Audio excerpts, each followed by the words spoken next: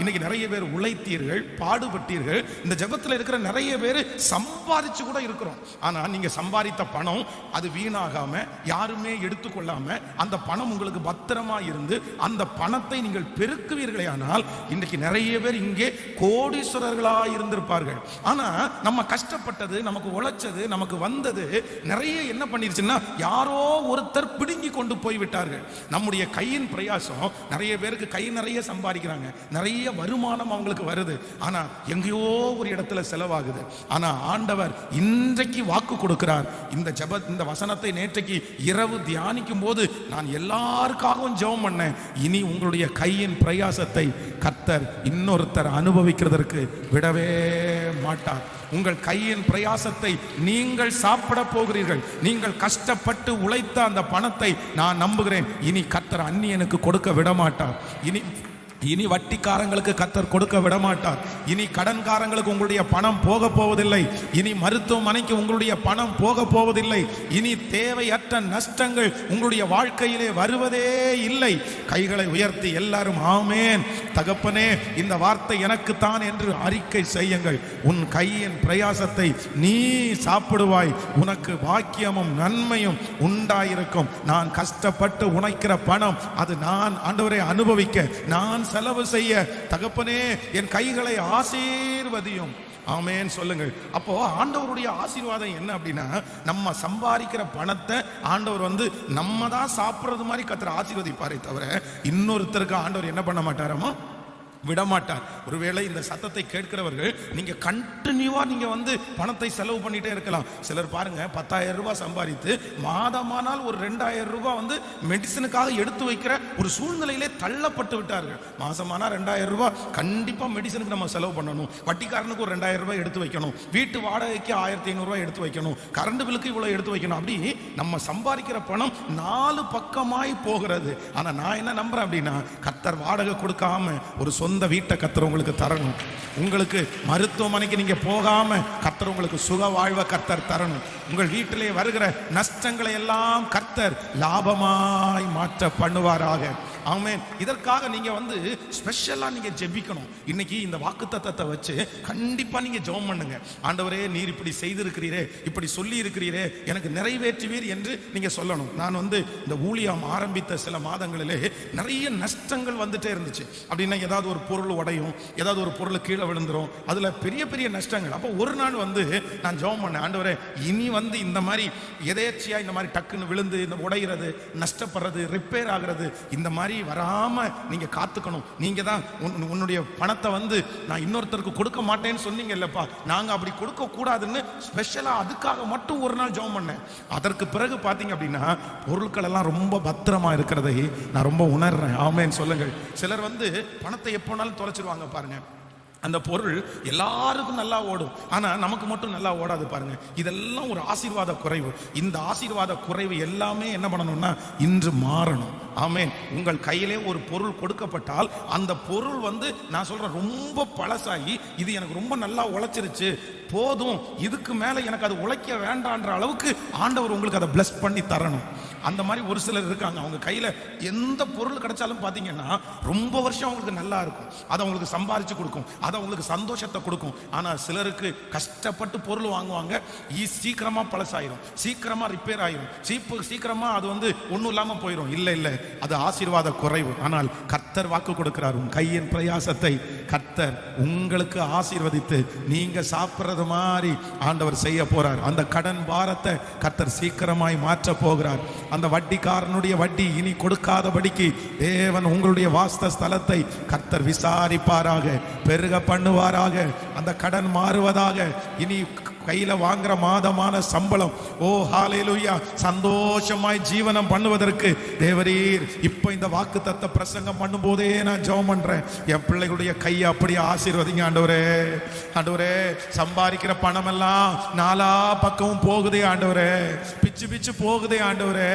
சம்பளத்தை வாங்கி அடுத்த நிமிஷத்துல பார்த்தா எங்க பிள்ளையினுடைய கை வெறுமையா இருக்குது, 15 நாளுல எங்க பிள்ளையினுடைய கை வெறுமையா இருக்குது.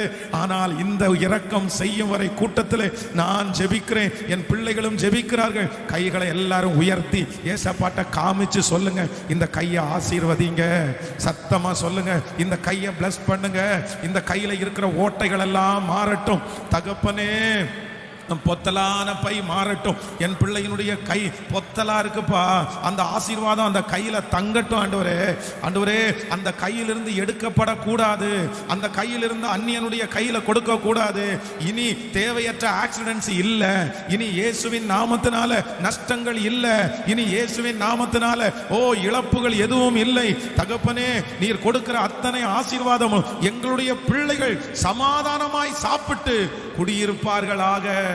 அதற்கு தகுந்த மாதிரி எங்க கையை நீர் ஆசீர்வதி. ஆமென்.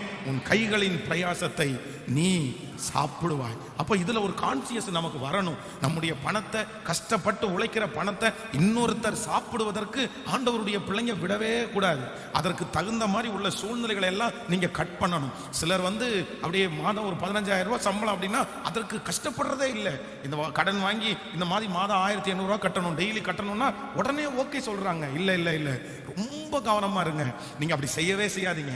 தேவைகளை கர்த்தர் சந்திக்க வல்லவராக இருக்கிறார். இந்த வசனத்தை நான் தியானிக்கும் போது ஆண்டவர் ஒரு 3 காரியத்தை என்னுடைய இருதயத்திலே கர்த்தர் பேசினார். அந்த 3 காரியத்தை உங்களுக்கு நான் சொல்லி உங்களுக்காக ஜெபிக்க போறேன். அப்படின்னா, இந்த கைகளின் பிரயாசத்தை ஆண்டவர் ஆசீர்வதித்த ஒரு மனிதனை குறித்து நமக்கு எல்லாருக்கும் தெரிந்த ஒரு மனிதன் தான். ஆண்டவர் அவனுடைய கையின் பிரயாசத்தை ஆசீர்வதிச்சாரு. அவன் செஞ்சது எல்லாமே ஆண்டவர் அவனுக்கு பிளஸ் பண்ணி கொடுத்தாரு. அப்போ ஒரு தேவனுடைய பிள்ளையோட கூட கர்த்தர் இருந்தா கண்டிப்பா நீங்க கை செய்கிறது எல்லாம் நல்லா தான், சொல்லுங்க, கண்டிப்பா நல்லா தான் வரணும். நீ ஆண்டவர் உங்களோடு கூட இருக்கிறதுனுடைய அர்த்தம் என்ன அப்படின்னா, நீங்க செய்கிறது ஆசீர்வாதமா இருக்கிறது தான் கர்த்தர் உங்களோடு கூட இருக்கிறதுனுடைய அர்த்தம். யோசேப்பை குறித்து வேதம் சொல்கிறது, கர்த்தர் அவனோடு கூட இருந்தார், அவன் செய்கிற யாவையும் கர்த்தர் ஆசீர்வதிக்கிறார் என்று அவனுடைய எஜமானன் கண்டு. அப்போ அந்நிய நாட்டிலே ஒரு மனுஷனுக்கு கீழே போய் உட்கார்ந்து இருக்கிறான், அவன் செய்யறது எல்லாமே அங்க நல்லா வருது. சிறைச்சாலைக்கு போறான், சிறைச்சாலையிலே அவன் நடந்து கொள்ளுகிற செய்கிற விதம் எல்லாம் ரொம்ப நல்லா இருக்குது அப்படின்னு சிறைச்சாலை தலைவன் கண்டு பார்வோனுக்கு முன்பாக போய் நிற்கும் போது அவன் அவ்வளவு பர்ஃபெக்டா அந்த சொப்பனத்தினுடைய விளக்கத்தை சொல்லும் போது, கர்த்தர் இவன் கூட இருக்கிறாரு, இவன் செய்யறதெல்லாம் ஆசீர்வதிக்கப்படும், அந்த பார்வோன் தன்னுடைய பொறுப்புகளை எல்லாம் அவன் கையில கொடுத்தாராமா. அப்போ ஆண்டவர் உங்களோடு கூட இருக்கிறதுனுடைய மிகப்பெரிய அர்த்தம் என்னன்னா, நீங்க செய்யறதெல்லாம் என்ன இருக்கணும் அப்படின்னா நல்லா வரணும். ஆமென் சொல்லுங்கள். நீங்கள் ரட்சிக்கப்படுறதுக்கு முன்னாடி, ஆண்டவரை தேடுறதுக்கு முன்னாடி நீங்க கை செய்யறது நல்லா வராம இருக்கலாம்.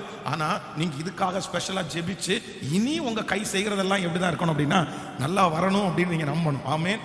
நான் ஆண்டவருடைய ஊழியத்துக்கு வர்றதுக்கு முன்னாடி செஞ்சது எதுவுமே உருப்பட்டதா சரித்திரமே கிடையாது. எதுவுமே செஞ்சது நல்லா வராது.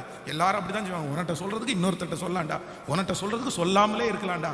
ஆனா ஊழியத்துக்கு வந்து ஆண்டவரை உறுதியா பிடிச்சதுக்கு அப்புறம் உண்மையிலே சொல்றேன், அந்த கல்லை போட்டாலும் நல்லா இருக்கணுவாங்கல்ல, செய்கிறது எல்லாமே கர்த்தர் வாய்க்க பண்றார்.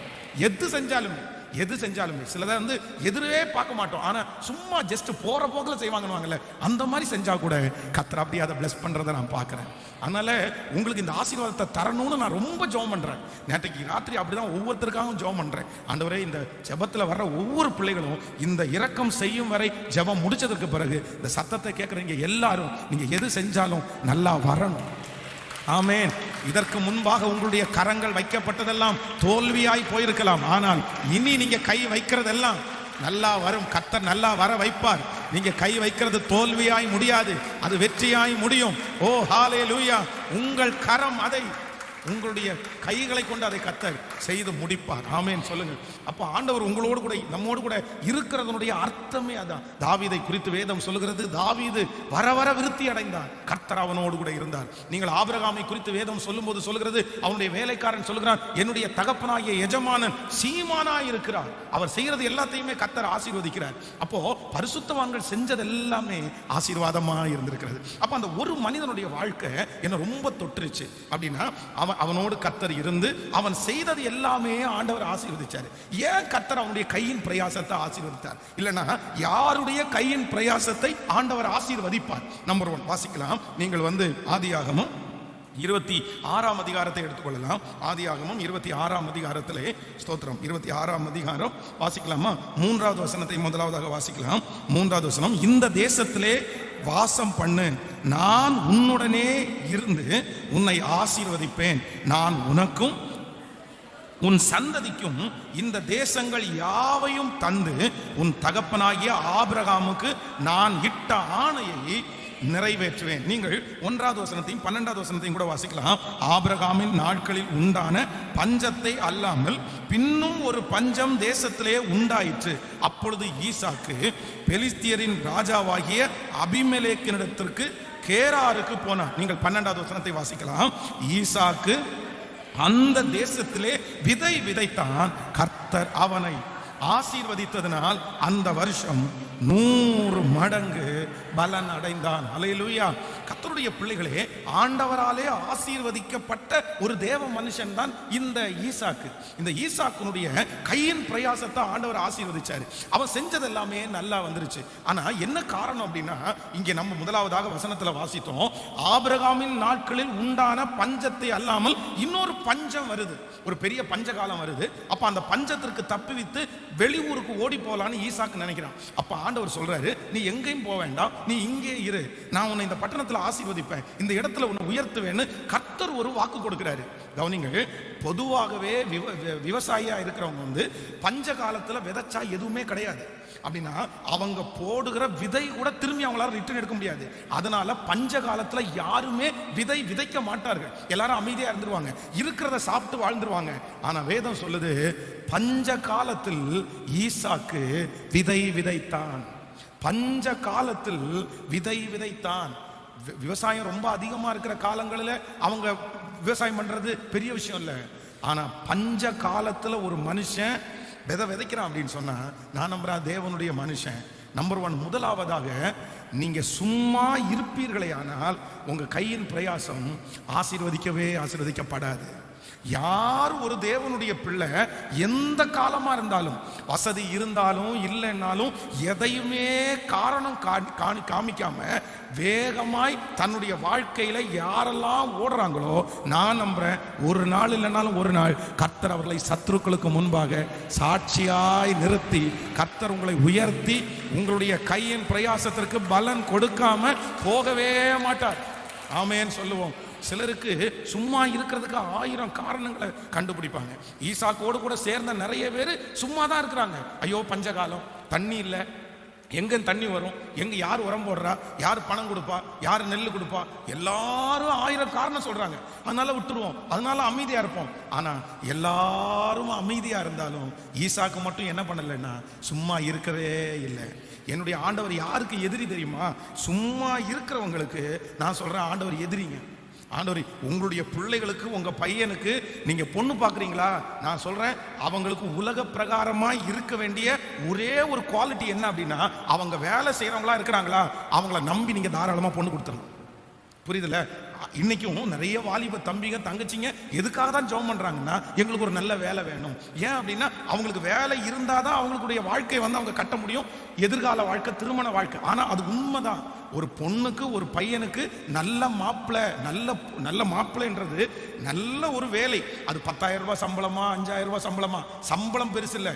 டெய்லி காலையில் அவர் வேலைக்கு போறாரு, மாசமானா சம்பாதிக்கிறாரு, 10 வருஷமா ஒரு இடத்துல வேலை செய்யறான் அப்படின்னா நான் நம்புறேன் கண்டிப்பா அவர் ஒழுக்கம் உள்ளவராக தான் இருக்கிறதுக்கு வாய்ப்பு இருக்குது.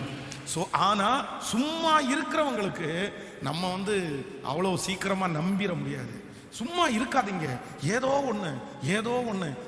நான் சொல்றேன், இந்த வேலை கிடைச்சாதான் நான் போவேன், இந்த வேலை கிடைக்கலன்னா போக மாட்டேன். இல்ல ஆண்டவருடைய பிள்ளைகளை, உங்களுக்கு எதிர்பார்த்ததை கர்த்தர் ஒரு நாள் கொண்டு வருவாரு. ஆனா நீங்க சும்மா இருக்காம செஞ்சிட்டீங்கன்னா நான் நம்புறேன் ஆண்டவர் உங்கள் பேரிலே பிரியமா இருப்பார். எத்தனை பேர் ஆமோதிக்கிறீர்கள்? எல்லாரும் ஒரு தீர்மானம் எடுக்கணும். ஆண்டவரே, நான் ஒரு நாள் இனி என்ன பண்ண மாட்டேன்னா, எந்த நெகட்டிவ் இருந்தாலும் நான் சும்மா மட்டும் இருக்கவே மாட்டேன். லோத்தை குறித்து வேதம் ரொம்ப அழகாய் சொல்லுகிறது. அவனுடைய வாழ்க்கையிலே அவன் பாதிக்கப்படுவதற்கு காரணமே என்னன்னா, ஆண்டவர் கொண்டு போய் இல்லைன்னா அவன் செலக்ட் பண்ண அந்த பட்டணத்துல சும்மா இருந்தது தான் பெரிய பிரச்சனை. அதான் அடிக்கடி நான் சொல்லுவேன், சும்மா இருக்கிறவங்களுடைய மைண்டு பிசாசுனுடைய தொழிற்சாலை. பக்கத்தில் இருக்கிற கையை பிடிச்சி சொல்லுங்க, நீங்க சும்மா இருந்தீங்க அப்படின்னா உங்களுடைய மைண்டு பிசாசுனுடைய தொழிற்சாலை. அதனால எப்பவுமே நம்ம என்ன பண்ணக்கூடாதுன்னா, சத்தமா சொல்லுங்க, ஏதாவது ஒன்று செய்யணும். சிலர் பார்த்தீங்கன்னா கவர்மெண்ட்ல ரிட்டையர்ட் ஆனதுக்கு அப்புறம் கூட ரிட்டையர்ட் ஆயாச்சு, ஆனால் அதுக்கப்புறம் ஒரு வேலை செஞ்சுட்டு இருப்பாங்க. ஸோ அவங்க ஹெல்த்தியாக இருப்பாங்க, மனசளவில் ஆரோக்கியமாக இருப்பாங்க. ஆனால் சும்மா இருக்கிறவர்கள் வெகு சீக்கிரத்தில் மன அளவில் பாதிக்கப்படுவார்கள். அதனால உடனே ஒரு வேலையை தேடுங்க, உடனே போங்க. அது 5 ரூபாவாக இருந்தாலும் 10 ரூபாவாக இருந்தாலும் பரவாயில்ல, கொஞ்சமோ அதிகமோ இப்போதைக்கு ஏதோ உங்களுடைய பாக்கெட் செலவுக்கு இருந்தால் கூட போதும். அந்த வேலையில் இருந்துட்டே அடுத்த வேலையை நம்ம பார்க்கலாம், அங்கே இருந்துட்டே அடுத்த உயர்வை நம்ம பார்க்கலாம். ஆனால் காலையில் எழும்பி நீங்கள் கண்டிப்பாக எங்கே போனோம்னா ஏதாவது ஒரு ஒர்க்குக்கு நீங்கள் போயே ஆகணும். உங்கள் பிள்ளைகளை அப்படி விடாதிருங்க, உங்கள் பிள்ளைகளை அப்படி பழக்காதீங்க. உங்கள் பிள்ளைங்க சும்மா இருக்கிறதுக்கு தயவு செய்து நீங்கள் யாரும் அலோவ் பண்ணாதீங்க. ஏன்னா சும்மா இருந்தாலே ஏதாவது ஒன்று நோண்டலான்னு தோணும், சும்மா இருந்தாலே ஏதாவது ஒன்று யோசிக்கலான்னு தோணும். அவங்களுடைய சிந்தையை பிசாசு கெடுத்துருவான். ஆமேன்னு சொல்லுங்க. முதல் ஆசீர்வாதம், ஈசாக்கு செஞ்சதெல்லாம் ஆண்டவர் ஏன் ஆசீர்வதிச்சாருன்னா, அவன் பஞ்சமுள்ள காலத்துல கூட என்னவா இல்லையா மாமா, சும்மாவே இல்லை. ஆமேன்னு சொல்லுங்க. இந்த கொரோனா வந்த டைம், இந்த 2 ஆண்டுகள் வந்து எத்தனையோ ஆண்டவருடைய பிள்ளைகள் வந்து சும்மாவே இருந்தாங்க, சும்மாவே இருந்தாங்க. அந்த 2 வருடங்களும் அவர்களுக்கு ஒரு கதையை போல கழிஞ்சிருச்சு. அந்த நாட்கள் வந்து ஒன்றும் இல்லாமல் போச்சு.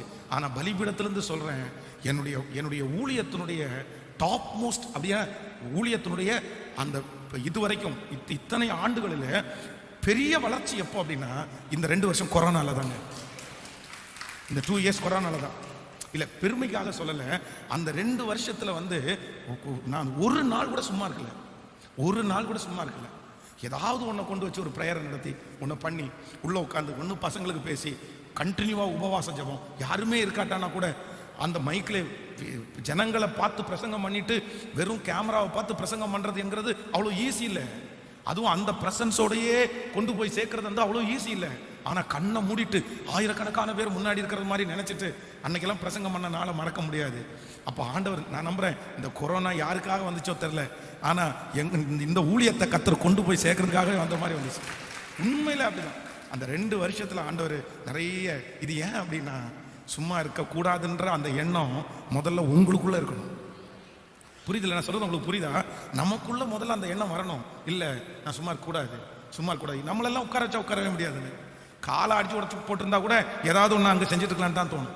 அப்போது அந்த அபிஷேகத்தை கர்த்தருடைய பிள்ளைங்க வாங்கணும். வயதானவர்கள், முதியவர்கள் எல்லாரும் நீங்கள் இருப்பீங்க. நான் சொல்கிறேன், உங்களால் முடிஞ்ச வேலையை நீங்கள் செஞ்சுருங்க.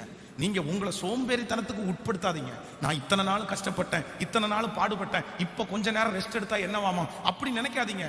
நீங்கள் உழைச்சிட்டே இருக்கிற வரைக்கும் தான் நீங்கள் பலனா இருப்பீங்க. நீங்கள் நடந்துட்டு இருக்கிற வரைக்கும் தான் நீங்கள் பலனா இருப்பீங்க.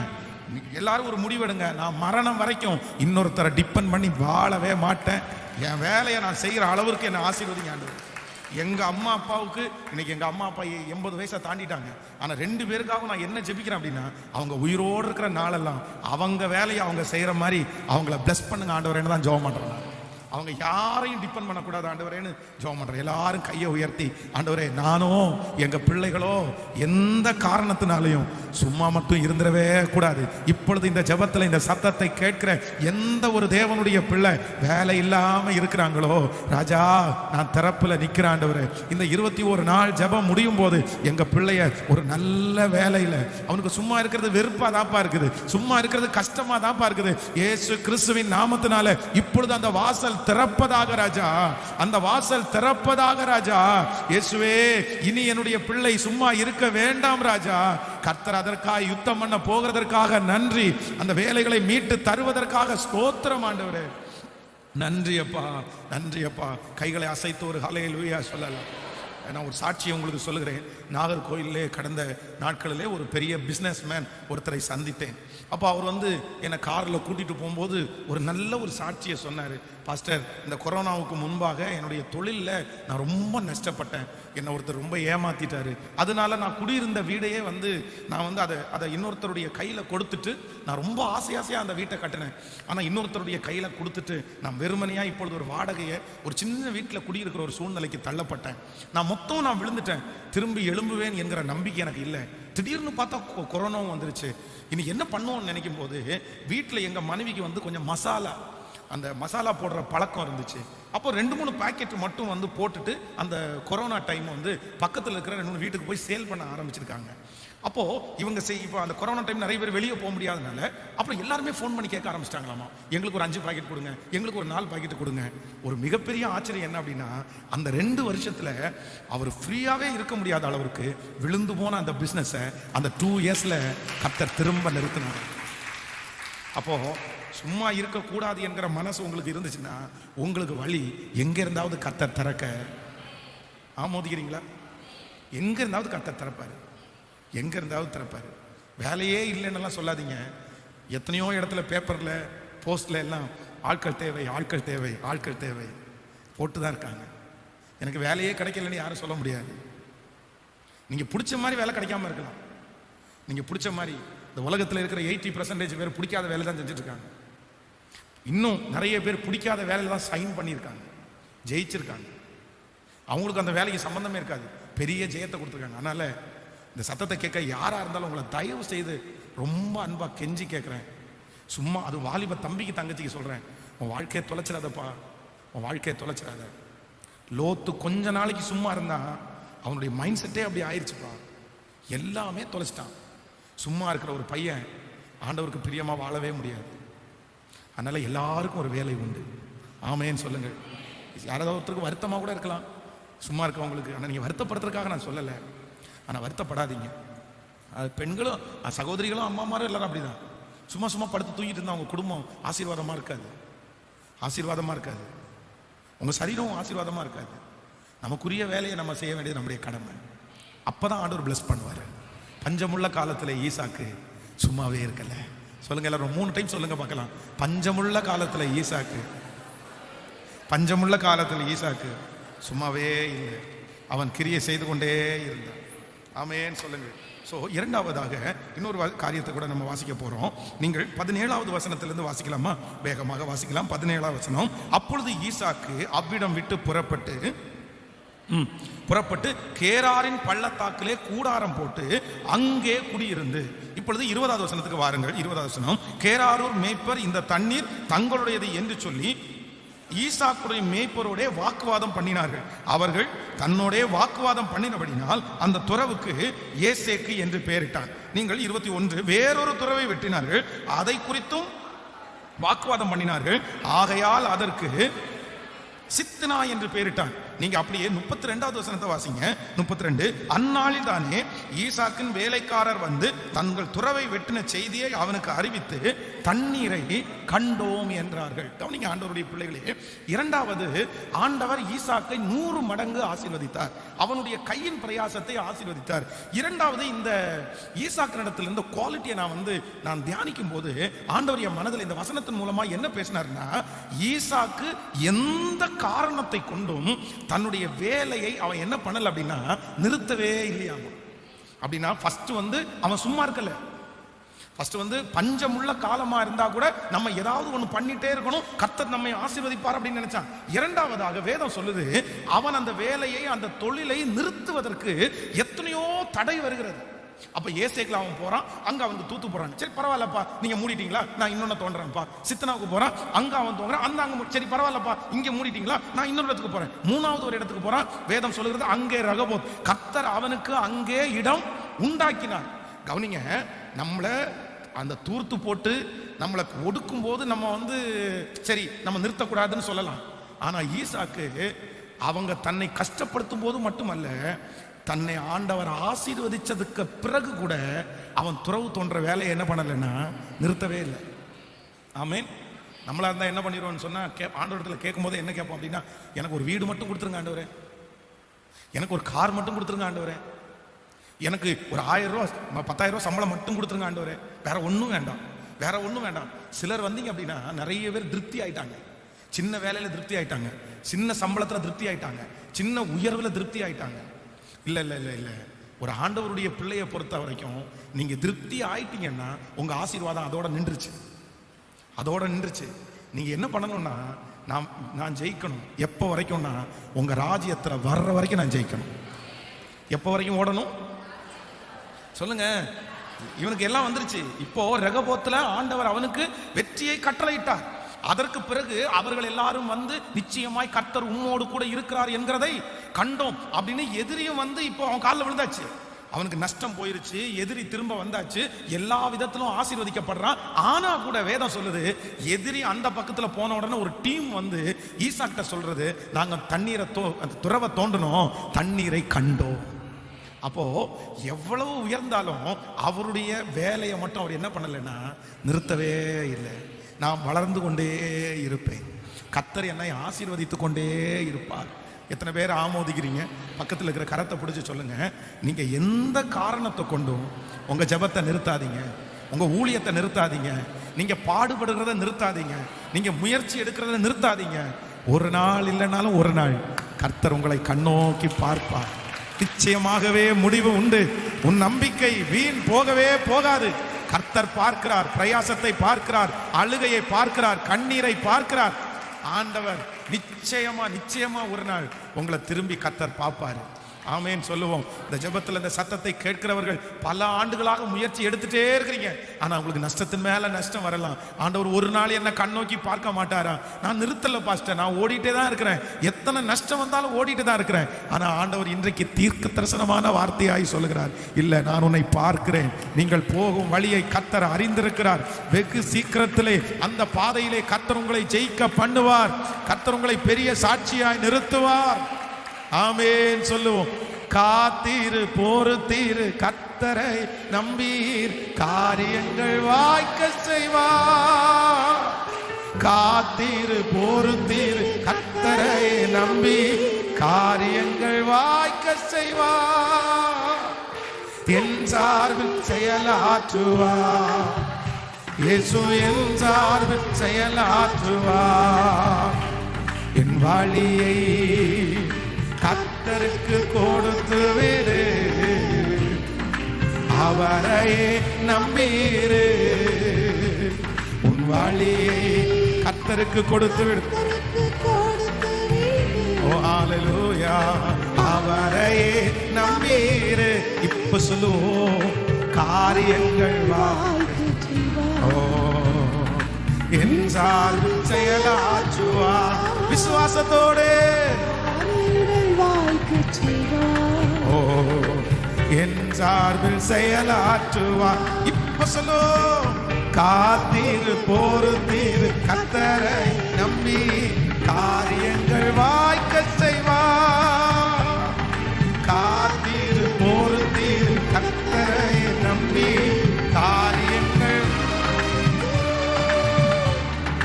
என் சார்பில்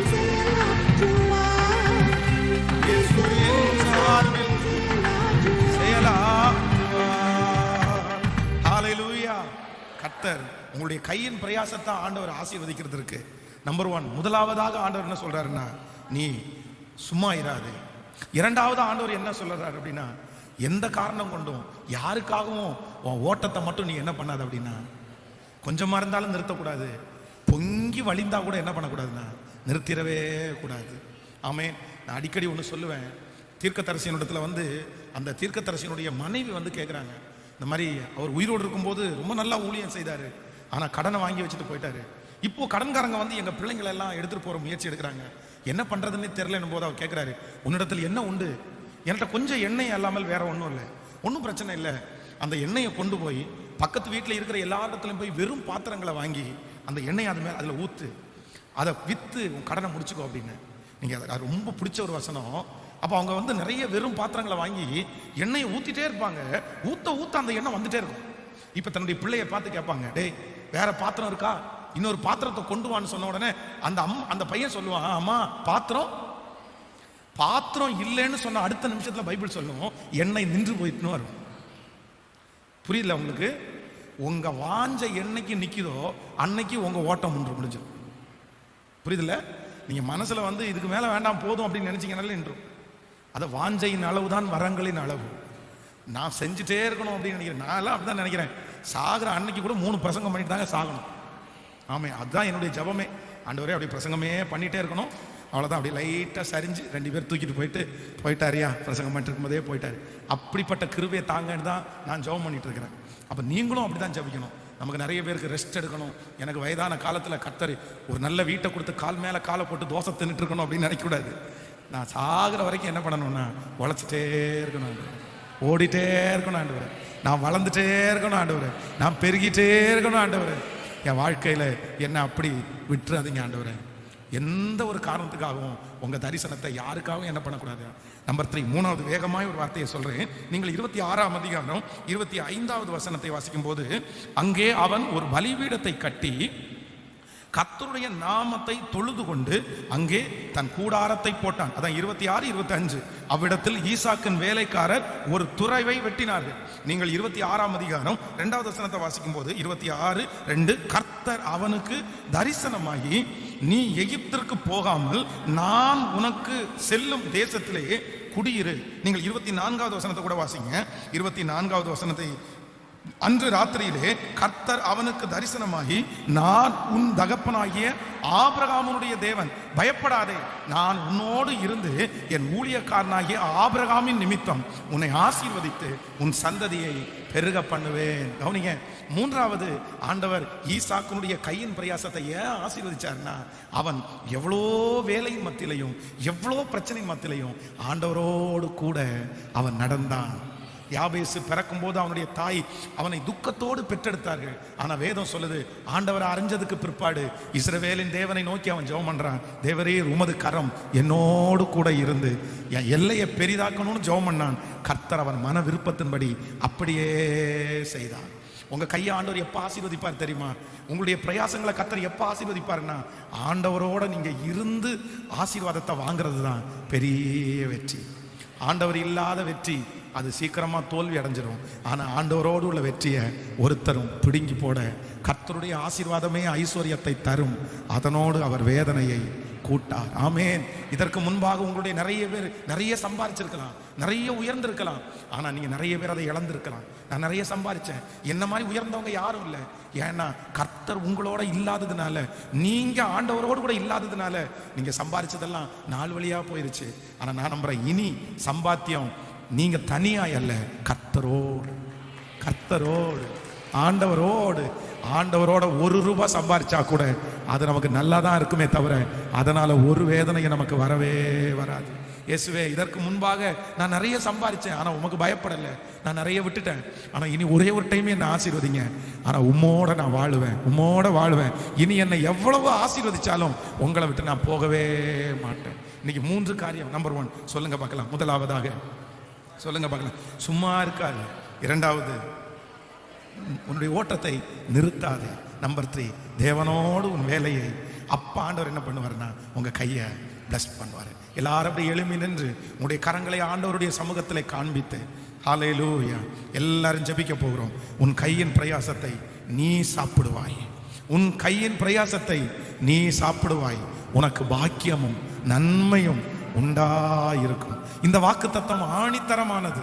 இந்த வாக்குத்தத்தம் நம்முடைய வாழ்க்கையில் அப்படியே நிறைவேற போகிறது. Thank you Jesus. உங்களுடைய கையின் பிரயாசத்தை நீங்கள் நிறைய பேர் ஏமாந்து விட்டிருக்கலாம். நீங்கள் யாரோ ஒருத்தருக்கு ஜாமீன் வாங்கி ஒருவேளை உங்களுடைய கையின் பிரயாசம் ஒன்றுமில்லாமல் போயிருக்கலாம். ஆனா இனி கர்த்தர் ஒரு விசேஷித்த ஞானத்தை கர்த்தர் தருவார்.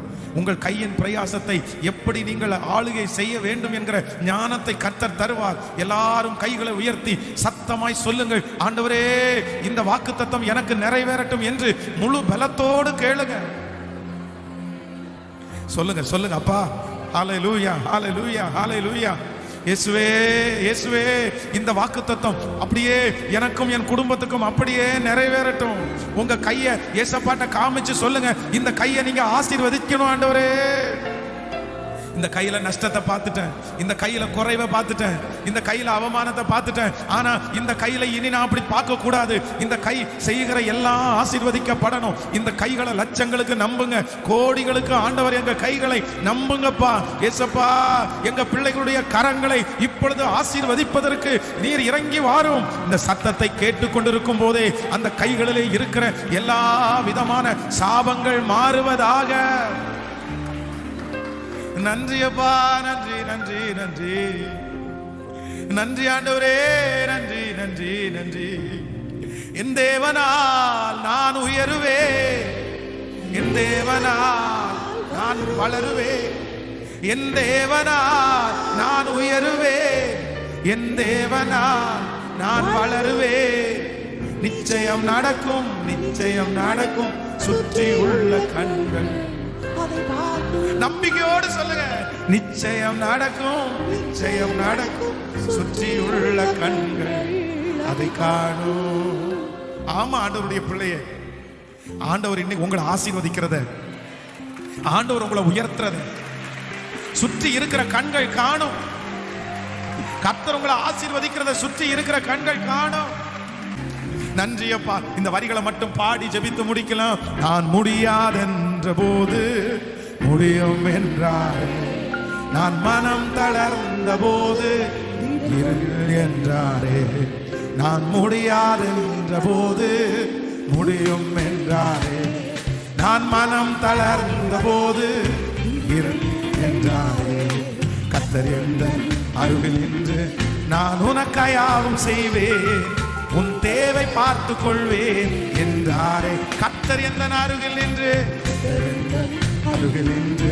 நான் உனக்காயாவும் செய்வேன், உன் தேவை பார்த்து கொள்வேன். இப்ப நம்பிக்கையோடு சொல்லுவோம், என் தேவனா நான் உயருவேன், என் தேவனா நான் வளருவேன், என் தேவனா நான் உயருவேன், என் தேவனா நான் வளருவேன். நிச்சயம் நடக்கும், நிச்சயம் நடக்கும், சுற்றி உள்ள கண்கள் அதை காணும். விசுவாசத்தோடு சொல்லுங்க பிரதர், நிச்சயம் நடக்கும், நிச்சயம் நடக்கும், சுற்றி உள்ள கண்கள் அதை காணும். சொல்லுவோம், என் தேவனால், என் தேவனால் நான் உயருவேன், என் தேவனால் நான் உயருவேன், என் தேவனால் நான் வளருவேன். நிச்சயம் நடக்கும், நிச்சயம் நடக்கும், சுற்றியுள்ள கண்கள் அதை காணும். நிச்சயம் நடக்கும், நிச்சயம் நடக்கும், சுற்றியுள்ள கண்கள் அதை காணும். ஒரு விசை கூட நான் முடியாதென்ற போது முடியும் என்றாரே, மனம் தளர்ந்த போது இடம் கொள் என்றாரே. நீங்கள் முடியாதென்ற போது முடியும் என்றாரே, மனம் தளர்ந்த போது இடம் கொள். கர்த்தர் எந்த அருகில் நின்று நான் உனக்காயாவும் செய்வேன், உன் தேவை பார்த்து கொள்வேன். சிஸ்டர், உங்களை பார்த்துதான், பிரதர் உங்களை பார்த்துதான் சொல்றாரு,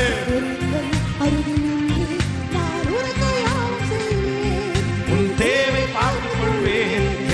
இப்போ எல்லாரும் கைய மேல கட்டி, என் தேவனா நான் உயருவேன், என் தேவனா நான் வளருவேன், என் தேவனா நான் உயருவேன், என் தேவனா நான் வளருவேன், என் தேவனா நான் உயருவேன், என் தேவனா நான் வளருவேன், என் தேவனா நான் உயருவேன். இயேசுவே, இயேசுவே. இப்போ இந்த வாயின் வார்த்தையை அங்கீகரிங்கப்பா, கனப்படுத்துங்கப்பா, ஒவ்வொரு பிள்ளைகளையும் கனப்படுத்துங்க.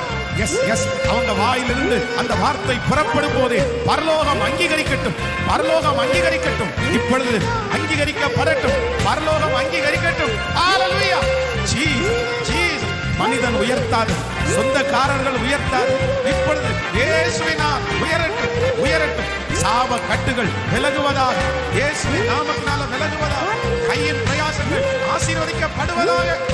வித்தலரம் சேகரவ ரோதலரம் கனதோ சப்தரலோரவ ரித்தலரவோரஹதலரவ ரீதலரஹோத்தனோரோ. இயேசுவின் நாமத்தினால உங்களுடைய பிள்ளைகள் கை வைத்தால் அந்த இருக்கிற ஆசீர்வாத குறைவுகள் மாறுவதாக ராஜா, மாறுவதாக. அந்த சாப கட்டுகள் இயேசு கிறிஸ்துவின் நாமத்தினால இப்பொழுது வெளியே போவதாக, போவதாக, வெளியே போவதாக. எங்க அப்பா கை வச்சதும் நல்லா இல்ல, எங்க அம்மா கை வைக்கிறது நல்லா இல்ல, நானும் அப்படிதான். எதுவும் எங்க குடும்பத்துல யாருமே நல்லா இல்லையே, எங்க குடும்பத்துல யாருமே உயர்ந்து இல்லையே, யாருமே ஆசீர்வாதமா இல்லையே, எல்லாரும் நாளுக்கு நாள் கீழே தானே போயிட்டு இருக்கிறோம், யாருடைய தொழிலும் நல்லா இல்ல அப்படின்னு எந்த பிள்ளை எல்லாம் ஏக்கத்தோட இருக்கிறாங்களோ, இயேசு கிறிஸ்துவின் நாமத்தினால இப்ப ஜெபிக்கிறேன், அவங்க கை பிளஸிங் ஆகட்டும், அந்த பரம்பரை சாபங்கள் எடுக்கப்படட்டும், முன்னோருடைய சாபங்கள் எடுக்கப்படட்டும். இப்பொழுது இந்த கை எது செஞ்சாலும் அது ஆசீர்வாதமா வரட்டும் ஆண்டவரே, வரட்டும் ஆண்டவரே, வரட்டும் ஆண்டவரே. எங்களை யாரும் உயர்த்த வேண்டாம், எங்க பிள்ளைகளை யாரும் தூக்கி விட வேண்டாம், எங்க பிள்ளைகளை யாரும் தட்டி கொடுக்கவே. நிச்சயம் நடக்கும், சுற்றி உள்ள கண்கள் இதோ இந்த சத்தத்தை கேட்கிற இந்த ஜெபத்திலே இருக்கிற பிள்ளைகள் ஆசீர்வதிக்கப்படுறத சுற்றி உள்ள கண்கள் காணட்டும், காணட்டும். இதோ கர்த்தரால் ஆசீர்வதிக்கப்பட்ட மனுஷன் என்று சொல்லட்டும் ஆண்டவரே.